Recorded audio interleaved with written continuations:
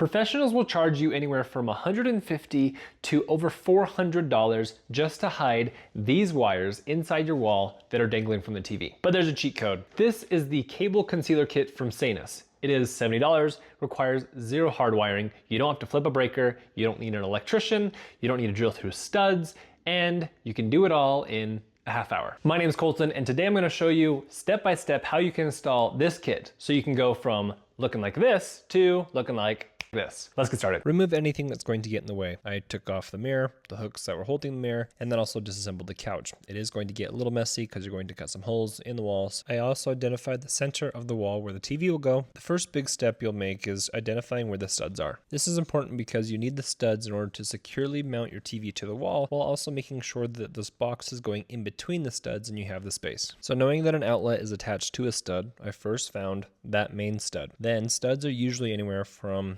16 to 24 inches on center, so meaning there's that spacing between those studs, and then I took my stud finder to mark where those studs are. Now take out this main box of the Sanus kit and then also the template. The outer edge of the template is the exact hole that you need to cut in the wall in order to install your kit. The center of this template is 60 inches from the floor and between studs. I traced the template and then took a saw and cut it out. From that hole, you're going to go directly below it, but stay between the same studs. Now you're going to use this gray extender outlet looking thing, and you're actually going to use this as a template. You're only going to trace where I'm showing you here. Essentially anywhere that flares out like a tab, you don't want to trace or cut because then the hole is too big and you make it so it can't secure to the wall. Really make it look like this. And then you can just freehand, or if you want to use a ruler or a speed square or something, but connect these lines because then you will have a perfectly mapped out outlet that you need to cut from the wall. Now, cut it out. These drywall saws are amazing. I would highly recommend you get one if you don't have one already. Remove the drywall, and now you have a hole. And now you can clean up because this is the only cutting that you're going to do. And here's a little pro tip for the drywall not falling into the wall. Once you have everything cleaned up, go back to the main hole and take this kit and make sure the wiring is facing down. That means outlet on the left, and also be sure that you loosen the twisty tie for this main wire. And before you come at me, here are the specs for the wire that's actually going behind the wall.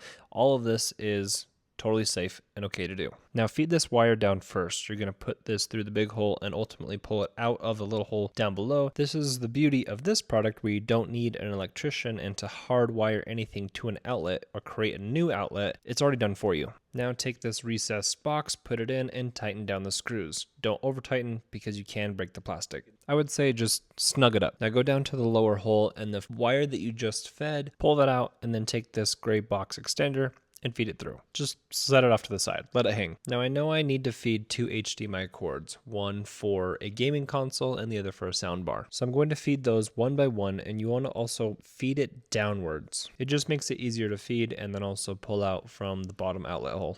So now go down to the bottom outlet hole that you cut out and find those cords and pull those through. Also feed that through this little gray box extender and then put this extender in the hole, making sure that the metal anchors on the back are flat. Secure this outlet then to the wall and tighten down. Again, don't over tighten because you can bend and break. Now take the end of this wire, which is essentially a 3-prong plug. You're really essentially just creating an extension point or a connecting point for the actual power to go through. And you're going to take this plug and put it in this little plastic mount. You want to make sure it's snug and you want to make sure it's installed correctly. Then you take this cover and then you put it on like so. Also, there's these little tabs in the top, kind of made it a little bit difficult to do, but once you figure it out, try not to break anything. Don't force it. If it doesn't close, you don't want to break it, but it should kind of like click or snap. And then once everything is together, it should look like this.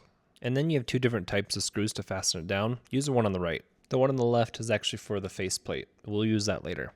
These screws are in, tighten them down. Don't want to over tighten because again, don't want to break it. Now I took the excess wire and I put it back into the wall, and then I took my HDMI cords and threaded it through the top part of this little section of this new outlet that we just created. Now you're going to take this and then secure it to the outlet that we just made, so then everything's all nice and tight with the screws that are left over. Again, don't over tighten because you can bend and break. Now take the outlet faceplate and take your HDMI cords, thread that through, slide the faceplate up the cord, and secure this all down. I would recommend tightening the faceplate by hand because once you crack it, it's not very good looking. Next, importantly, remove this plastic cover over the 3 prongs so this can actually work. Then grab the power cord extender that was provided with you with this kit and essentially plug everything in. Now, let me zoom out. Make sure the outlet is actually level with the other outlet. It looks better. Now, here's the holistic view and why this works. The TV is mounted up top, hides wire that needs to. A TV console or stand hides wires down below. You don't need an electrician for this, and it's really, really easy.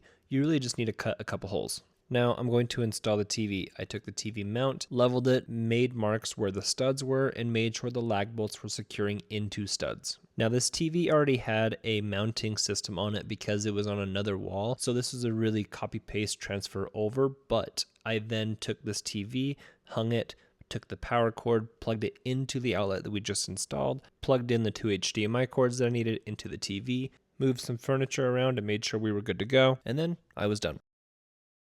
Thank you so much for watching. If you like this video, head down to the YouTube shopping link down below and also in the description, and you will find a link specifically to this Sanus product. It's super easy to install. It makes complete sense. It almost creates this up to code extension in your wall that you just plug and play. The only other addition that I would make to this actual installation video is if you were to take like some plastic tubing that could encase all of the wires in your wall so they're all together, they're grouped together, that would be pretty good. And also be sure to check out my other videos that I have, demonstration videos, unboxing, reviews, etc. And as always, if you have any questions, comments, or concerns, put those down in the comment section below. Thanks for watching, and we'll see you next time.